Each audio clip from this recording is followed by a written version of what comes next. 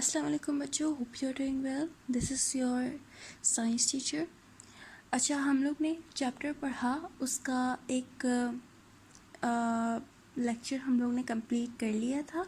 Now this is second lecture, जिसमें मैं आप लोग को बताऊंगी क्लाइमेट सॉइल के बारे में। ठीक है, ये चैप्टर है नेचुरल इन्वायरमेंट और animals and living organisms and it's natural environment. अब लिविंग ऑर्गेनिजम्स में प्लांट्स वगैरह सब कुछ आ जाता है, ये आप लोग याद रखें। ठीक है, हम लोग ने पढ़ा था, आप लोग को फर्स्ट लेक्चर अगर आप लोग सुनेंगे तो ही आप लोग को सेकंड लेक्चर समझ आने वाला है, अदरवाइज नहीं आएगा।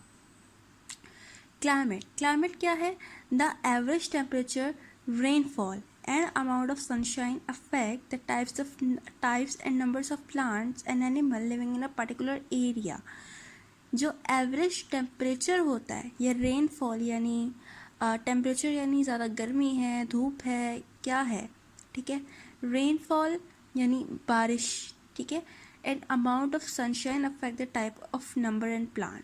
जो सनशाइन यानी जो धूप आती है सन से, ठीक है, तो वो कितने नंबर ऑफ प्लांट्स को अफेक्ट कर रही है और एनिमल्स को अफेक्ट कर रही है जो कि एक पर्टिकुलर एरिया में रहते हैं। ठीक है, यानी ज़्यादा धूप से भी प्लांट्स जल जाते हैं, ठीक है, और ज़्यादा धूप से एनिमल्स नहीं रहते। इसी तरह एक पर्टिकुलर टेम्परेचर रेनफॉल होता है जिसमें वो रहते हैं। ठीक है, फॉर एग्जांपल ये पोलर बियर है, तो पोलर बियर आप लोग देख रहे होंगे, इसके इर्द गिर्द क्या है? आइस है। ठीक है, तो आइस है, इसका मतलब ये है कि ये आइस के एरिया में रहते हैं, मतलब जहाँ आइस होती है, जहाँ पे बर्फ़ बहुत ज़्यादा ठंडे इलाके में रहते हैं।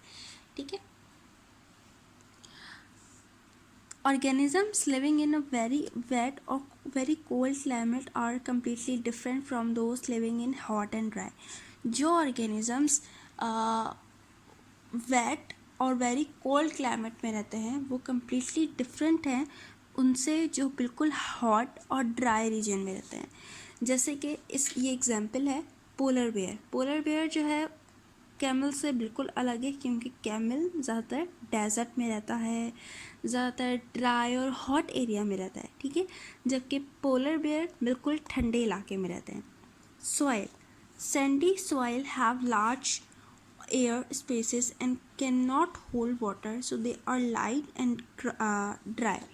अच्छा, आप लोगों ने देखा होगा जो सॉइल अलग अलग तरह की होती है। एक तो मिट्टी होती है बिल्कुल जो है वो रेत जो होती है, ठीक है, जो रेत होती है उसके लार्ज स्पेसेस होते हैं, यानी वो वाटर को होल्ड नहीं कर सकती। ठीक है, और वो बहुत ही ज़्यादा लाइट और ड्राई होती है। However, clay soils have very fine particle with almost no air space। अब clay soil की अगर हम बात करें तो clay soil क्या होता है? जो गीली मिट्टी होती है, ठीक है, गीली मिट्टी जो है वो जल्दी पानी को एब्जॉर्ब कर लेती है। ठीक है, क्ले सॉइल अगर आप लोग को पता हो मुल्तानी मिट्टी जैसी होती है, ठीक है, उसको भी हम क्ले सॉइल ही कहते हैं। वो क्या करती है? वो पानी को जब अब्जॉर्ब करती है तो वो घुल जाती है पानी में। ठीक है, वो सख्त होती है, फिर हम उसको पानी में डालते हैं तो वो बिल्कुल घुल जाती है, तो यही क्ले सॉइल होती है। So they can hold a lot of water and are heavy and wet. अच्छा, बहुत सारी अमाउंट में होगी तो वो वाटर को होल्ड कर सकती है और वेट हो जाएगी और हैवी हो जाएगी। Plants growing in sandy soil have spreading roots. जो प्लांट्स सैंडी सॉइल्स में ग्रो होते हैं उनके रूट्स स्प्रेड होते हैं, यानी बड़ी होती हैं। ठीक है, देयर थिक फ्लैशी लीव्स और stems are covered with a waxy layer to stop the evaporation of water.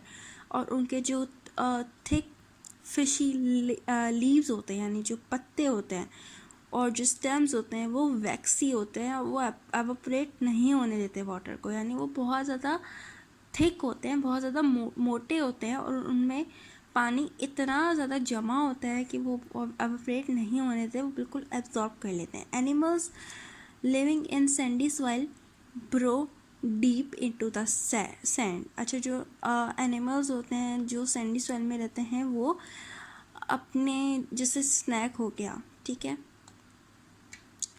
वो क्या करते हैं? अपना बिल्कुल जो होल होता है उसमें वो बना के रहते हैं, यानी जो गड्ढा करके रह रहे होते हैं, ठीक है, सही।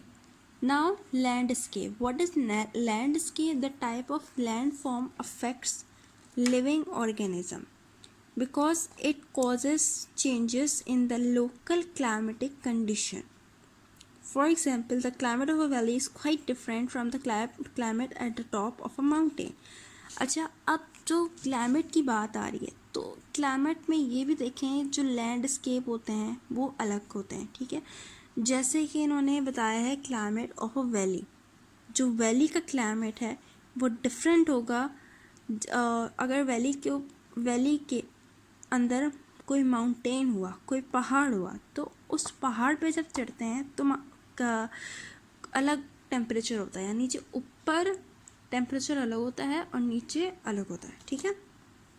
तो जो land form affects living organism because cause changes in the local climatic condition, ये type of land form affect करता है लिविंग ऑर्गेनिज्म को, ठीक है, क्योंकि क्लाइमेट कंडीशन चेंज होती रहती हैं, ठीक है, यानी सर्दी गर्मी होती रहती है।